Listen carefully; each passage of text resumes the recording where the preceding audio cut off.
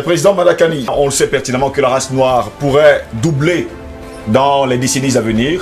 Est-ce que ce projet, peut-on dire réellement qu'il pourra se mettre en place avec cette race noire qui pourrait prendre justement le monopole de la population dans le monde?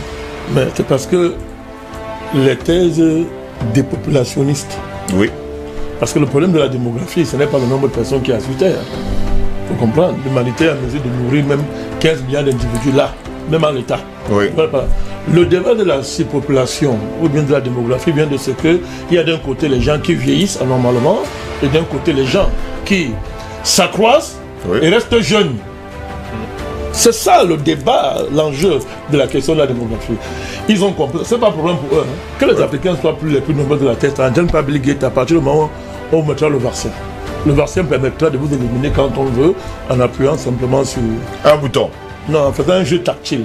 C'est une tablette centrale, on tape et vous disparaissez. Dans le débat de l'Africain, c'est pas que nous soyons les plus nombreux pas. L'enjeu, il est là, le débat actuellement. Le débat actuellement, M. Ngoz, c'est quoi? Tout à l'heure, mon ami Anatole a dit, revenons au vrai débat, la traversée des frontières. On parle en souriant que est-ce que ça doit traverser les frontières? Mais Anatole a dit, c'est trop intelligent pour croire que l'OMS, c'est l'OMS qui parraine tout ça. C'est l'OMS qui parraine tout ça, parce que l'OMS est dirigé par qui en somme? Par M. Rothschild, qui a d'ailleurs fait don.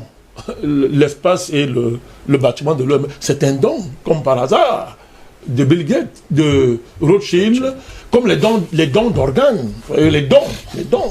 On a fait don même du siège de l'ONU, don. On a fait don du siège de l'OMS, don. Et maintenant on fait les dons des organes. Donc, pour dire quoi? Je pense que, tout à l'heure j'ai parlé de guerre, on ne va pas échapper. Tous ceux qui ont voulu faire le cosmopolitisme universel, les fraternités, les fausses fraternités universelles, sur la base capitaliste, comme je disais tout à l'heure. Tout ça, c'est terminé ça. C'est la guerre. Le débat, c'est de savoir comment on fera la guerre, mais c'est la guerre, nous sommes en guerre. L'humanité ne peut pas dialoguer et discuter avec des gens qui ont programmé sa disparition. Mais ça, là, ici. Vous ne pouvez pas discuter avec les gens qui disent que vous n'êtes pas les êtres humains et qui vont vous faire passer, qui veulent vous transporter, la transportation de l'humanité actuelle dans la transhumanité. On ne peut pas dialoguer avec des gens qui ont programmé notre disparition. Parce que la transhumanité suppose la disparition de l'humanité. Il faut bien comprendre les jeux. Alors ça pose encore sur la table une question fondamentale. Est-ce qu'un jour l'Occident a été humaniste? Parce qu'on fait semblant de nous faire croire que l'humanité est née dans ces berceaux gréco-latines. C'est là où il y aura la conception, l'humanisme est né. Parce qu'il n'y avait que les Grecs et les Latins qui ont philosophé. Ce sont les thèses de Hegel. Intelligent mais raciste, comme tout bon blanc. Donc, on dit que l'humanité est née. Alors, voilà les gens qui ont passé le temps à nous dire qu'ils étaient les humanistes. Et ils se sont arrogés un monopole. C'est-à-dire que un espèce de monopole moral, un rôle moralisateur, civilisateur, sur la base prétendue du fait qu'ils étaient les humanistes et qu'ils devaient enseigner à l'humanité restante l'humanité.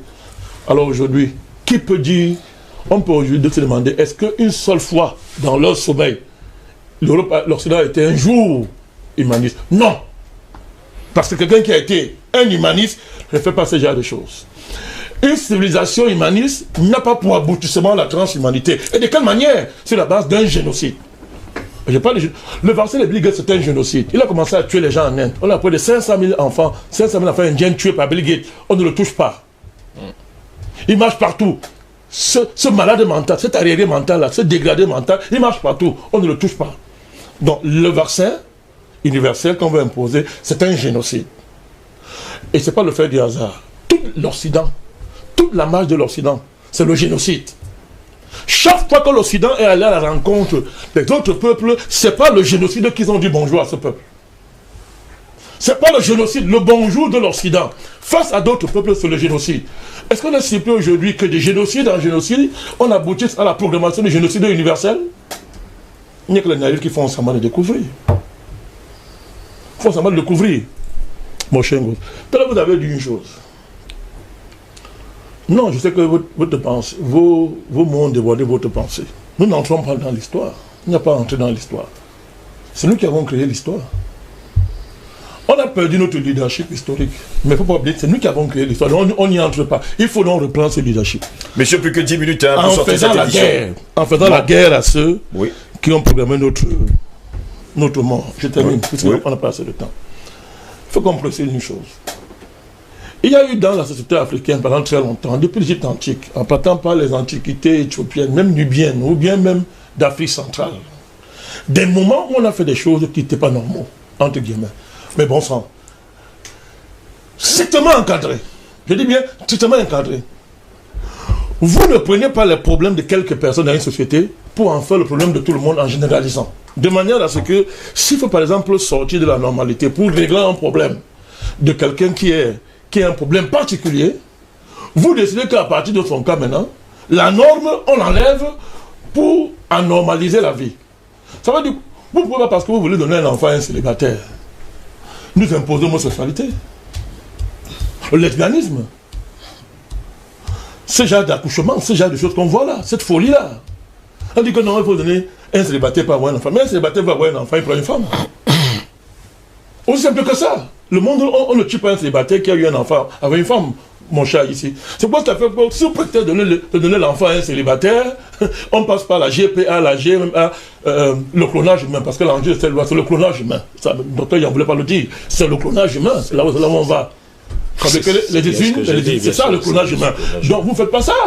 Vous ne transformez pas. Si 2 pélés et 3 tondus dans une société ont des envies anormaux, sont déréglés, au lieu de faire l'amour normalement, ils disent qu'ils vont aller avec les chiens. Mais ça vient pas une loi générale. On peut soit les éliminer, soit régler leurs problèmes. Les Africains savent comment on fait ça. Bien sûr. On sait faire ça. Si les femmes sont infertiles, mais vous ne réglez pas ça en transformant en prétexte l'infertilité qu'il faut combattre et régler. Et les Africains savent régler ça sans passer par les voies anormales. On règle la question de l'infertilité. Yantima le sait, Belé le sait. Quand dans une famille, dans un village, il y a un problème d'infertilité, on traite ça autrement que comment on fait là. Bien sûr. Il y a un conseil des sages qui vient s'asseoir pour savoir. On explique d'abord pourquoi on est infertile. D'abord, on règle le problème. Sans passer par l'imposition et la généralisation de la société, de la normalité, de l'infamie, de la sorcellerie, du démonisme. Donc, rien ne justifie cette loi. Je dis rien. Rien. Et l'Occident a franchi la frontière. Moi, je pense que la prochaine guerre froide, la vraie, la frontière désormais est tracée. Il y a un malade américain, un autre sorcier, un géopoliticien, Yann le connaît très bien, Huntington, Samuel Huntington, qui a théorisé le choc des civilisations. Mais il voulait distraire les gens, c'est une théorie pour les conservateurs américains. Mais ce sera, la vérité, c'est le choc de 2 civilisations dans le monde. Cette civilisation-ci, qui n'est pas une civilisation, on ne sait pas d'où ils sortent ces gens. Ils sont des gens étranges. Il faudra réfléchir d'où viennent les Bill Gates et les Illuminati. Ils sont nés comment? Qui les a accouchés? Non, c'est sérieux. Et on verra beaucoup de choses. Ils ne sont pas des gens normaux. Et ce qu'ils sont en train de faire, comme il est en train de dire, cette sécession qu'ils sont en train de vouloir faire, parce qu'ils ont des projets dans d'autres planètes. On connaît tout ça. Il y a que le jour où on fera un débat sur les problèmes de l'espace, on fera un débat ici. On parlera des gens. Je suis 7 minutes pour sortir. Donc l'affrontement désormais, c'est entre nous, tous ceux qui sont sur Terre, qui n'accepteront pas ça. Et eux, il faudra que l'humanité se débarrasse des gens qui ne sont pas humains et qui sont arrivés par accident sur cette terre. Okay. Je vais donner la parole au président Badakani en 3-4 minutes pour que le temps puisse être équilibré. Finalement, la femme couche avec la femme, l'homme couche avec l'homme, on a laissé passer. Et après, il y a des lois qui ont été votées. Par contre, comme dit, une femme peut épouser un animal, ça s'est fait. Aujourd'hui, on est passé à l'étape supérieure et pendant ce temps, l'être humain est resté silencieux. Heureusement que nous ne sommes pas silencieux. Ça s'appelle la civilisation. C'est ça la civilisation. Vous ne conseillez pas une civilisation si vous n'avez pas réglé la question fondamentale de la civilisation, à savoir d'où est-ce qu'on vient, est-ce qu'on a été créé ou pas. Ce sont les 2 questions fondamentales qui permettent à un peuple de devenir une civilisation. Et pour comprendre ce que nous vivons aujourd'hui, il faut remonter très loin. Des traditions de sagesse, les récits bibliques, et souvent on a des accords dessus, je répète, la Bible n'est pas un livre de blanc. Il ne faut pas attribuer, la Bible n'est pas un livre de blanc. C'est parce que la dérivation a commencé avec quand ils ont été amenés, déportés à Babylone. Oui. Et on connaît que ça a commencé, l'histoire de dénaturer la Bible pour la judaïser d'une certaine façon. Mais quand on connaît l'origine d'une chose, on ne s'arrête pas devant ceux qui ont voulu déformer ça. La Bible, c'est un livre des Africains. Nous sommes les premiers à avoir écrit, posé les bases de ce que la Bible a récupéré pour empiler. Oui. Donc, ces récits Pour savoir ce qui nous arrive, c'est régler la question, est-ce qu'on est créé ou pas? Tout à l'heure, je vous ai dit, d'où viennent ces gens? Si, on va contourner, on va arriver là. Vous verrez qu'on n'a rien de commun. Ils détestent l'être humain. Tout à l'heure, il a parlé du capitalisme. Il a fait un développement extraordinaire. Oui, c'est ça le capitalisme. L'hyper-capitalisme même. Hein. Oui, c'est ça. C'est pas le bord du capitalisme. Lénine a écrit ça quand il écrit impérialisme, stage suprême du capitalisme. Il développe ça. Oui, bien sûr. Mais il ne va pas à ce niveau-ci. Justement, quand on est arrivé aujourd'hui. Là. Mais les prémices sont clairement établies. Quand vous lisez Lénine, vous comprenez que la prochaine étape, c'est le génocide universel. Là où on est en train d'arriver là. Vous comprenez? C'est-à-dire que la haine de l'être humain. Mais pourquoi les gens haïssent l'être humain? La question, pourquoi ils détestent l'être humain? Posez-vous la question. Mon cher gosse, une civilisation normale, et la civilisation africaine est celle-là, on n'accepte pas le mot sexualité. Et que, mettons une chose simple à terre. On n'accepte pas le lesbianisme. Il n'y a pas de LGBT dans une civilisation normale. Il n'y a pas ça là-dedans. On ne généralise pas la débauche. On vous a parlé du procès de Socrate. Pourquoi on a tué Socrate? C'est-à-dire que vous voyez une société qui trouve normal que ces élites marchent toujours avec un jeune homme oui. Qui vont aller sodomiser. Il faut être cru. Qui vont aller sodomiser de temps en temps. Ils trouvent ça normal. C'est de cela qu'il s'agit. Une civilisation normale n'admet pas ce genre de choses. Des gens qui trouvent ça normal, demandez-vous d'où ils viennent. Ils viennent pas. Ils ne sont pas nés d'hommes et de femmes. Ils viennent d'ailleurs. La terre est habitée par des personnes qui ne sont pas des terriens. Et ils détestent l'être humain. La haine de l'être humain. Tout à l'heure, ce qu'il a souligné, l'évolution, ce stade transhumaniste, capitalistique, là où on veut nous amener, est le stade suprême de ce qui est au cœur du berceau gréco-latin. Là où la civilisation occidentale est née, nous dit-on, le berceau gréco-latin. Vous avez là deux peuples qui sont au cœur de cet enjeu. Vous avez les Spartiates et les Athéniens. Allez voir les guerres qui se sont livrées, les deux là. Maintenant, même dans Sparte, vous allez voir la guerre qui a opposé les autochtones de Sparte et ce qu'ils avaient appelé les allogènes, parlons comme ça. Tout ce qu'on vit là est contenu dans ces guerres. Allez lire. Vous allez voir, tout ce que vous voyez maintenant là est contenu dans ces guerres. Les guerres puniques, oui. Tout ce que vous voyez là actuellement là. Et la Grèce, les Occidentaux jettent un voile très impur. Là, je reprends Cheikh Anta Diop, un voile pudique, Cheikh Anta Diop, sur cette période noire de leur civilisation. La Grèce dans les ténèbres, Rome. Quand vous visitez l'histoire ténébreuse de Rome et de la Grèce qu'on cache, quand vous fouillez, mon Dieu, vous comprenez tout ce qu'on vit actuellement. Mon cher Go, c'est pas une éternité, c'est que l'enfant occidental qui a été conçu dans le berceau gréco-latin a seulement grandi pour être ce qu'il est lui-même. C'est ce qu'on est en train de vivre là. Vous voyez, une civilisation extraterrestre qui ne fait rien d'humain, qui pour prospérer doit éliminer l'être humain. C'est la figure qu'il a pris.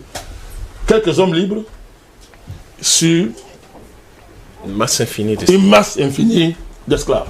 Ça a toujours été ici. Vous prenez la Grèce, vous prenez les guerres, vous prenez Rome. Quand Rome s'est élevé comme empire, ça a été le même schéma. Quand Rome a été remplacé par monsieur Napoléon, c'est Bonaparte, non? Charlemagne. Oui, Charlemagne, même schéma. Vous continuez, esclavagisme, même schéma. Colonisation, même schéma. Mondialisation, même schéma. Globalisation, stade suprême. Quelques hommes libres au-dessus. Et le reste de l'humanité, esclave. Mais même ça, ils ne veulent pas. Ils vont éliminer tout ce qui est né d'hommes et de femmes. C'est le projet. Que les gens comprennent bien. Tout ce qui est né d'hommes et de femmes. Ils vont éliminer ça. On va nous faire...